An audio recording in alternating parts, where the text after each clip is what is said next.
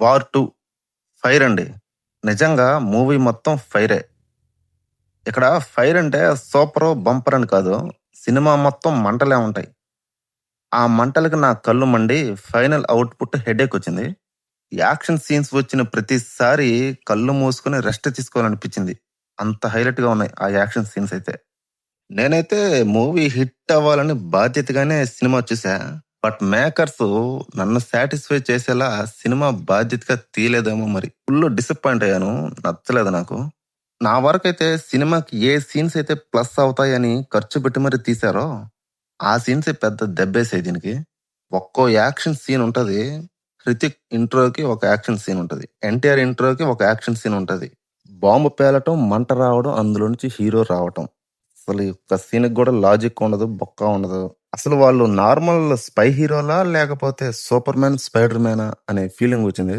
కార్లతో కొట్టుకుంటారు. ట్రైన్ పైన కొట్టుకుంటారు. తర్వాత ఫ్లైట్ పైన కూడా కొట్టుకుంటారు. ఇంక నెక్స్ట్ ఏంటి 'వార్ 3లో అంతరిక్షంలో కొట్టుకుంటారేమో మరి.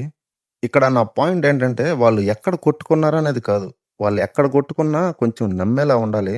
సీన్ చూస్తుంటే వావ్ అనే ఫీలింగ్ రావాలి. బట్ ఇక్కడ వావ్ కాదు ఇంకేదో వస్తది. ఇంకా స్టోరీ విషయానికొస్తే స్పై జోనరా అన్నారు. కానీ అది అంత గొప్ప స్పై థ్రిల్లర్ ఏం కాదు.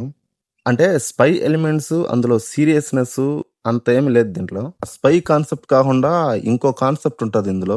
అది నచ్చింది నాకు. ఇంకోటేంటంటే ఇందులో చైల్డ్‌హుడ్ ఎపిసోడ్ ఉంటది. ఆ పోర్షన్ అంతా నచ్చింది.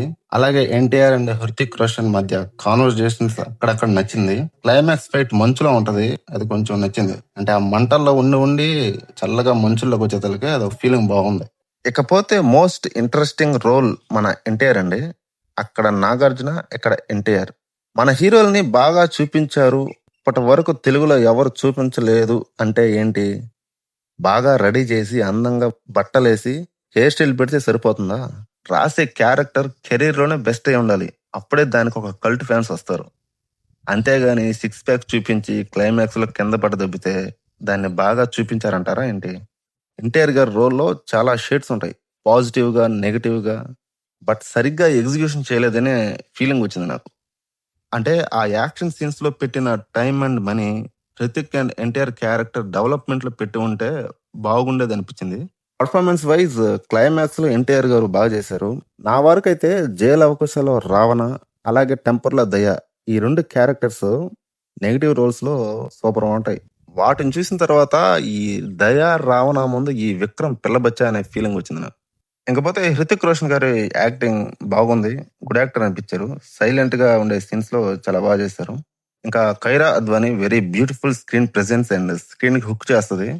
అలాగే మన యానిమల్ ఫాదర్ 'అనిల్ కపూర్' గారుంటారు. ఆయన కూడా బాగా చేశారు. వీళ్ళందరూ ఆ స్పై కాన్సెప్ట్‌లో ఏదేదో చేస్తా ఉంటారు సీరియస్‌గా. బట్ లాస్ట్‌లో ఈజీగా ముగించేస్తారు. అస్సలు కొంచెం కూడా కనెక్ట్ ఉండదు. టెక్నికల్ వైజ్ ఆ గ్రాఫిక్స్ అంటే 'వార్ 2' రేంజ్‌లో లేవు. జస్ట్ ఓకే అనిపిచ్చాయి. ఆ మిగతా కొన్ని విజువల్స్ అన్నీ బానే ఉంటాయి. ఇంకా మ్యూజిక్ విషయానికొస్తే సాంగ్స్ నచ్చాయి. డాన్స్ గూడా నచ్చింది. బీజీఎం ఏంటో గజిబిజిగా వస్తుంది. మన 'ఎన్టీఆర్' గారి బీజీఎం నచ్చింది. బట్ రిపీటెడ్‌గా వచ్చేదలికి అది గూడా అంత ఎక్కలేదు. అక్కడక్కడ బాగుంది బీజీఎం. ఈ 'వైఆర్ఎఫ్ యూనివర్స్‌లో' ఇది 6థ్ ఫిల్మ్ అంట. నెక్స్ట్ 'ఆల్ఫా' అని చెప్పారు. 'ఆల్ఫా' అంటే మన యానిమల్ హీరో 'రణబీర్' వస్తాడు అనుకుంటే, బాబీ డియోల్ కనిపిస్తారు లాస్టు. బట్ ఎవరొస్తారో మరి. దట్స్ ఇట్ అండి. మీరు ఒకవేళ మూవీ చూసి ఉంటే మీకు ఏమనిపించిందో కామెంట్ చేయండి. అలాగే ఎవరైనా కొత్తగా వస్తే లైక్, షేర్, సబ్స్క్రైబ్ చేసుకోండి నెక్స్ట్ వీడియో కోసం. Thanks for watching.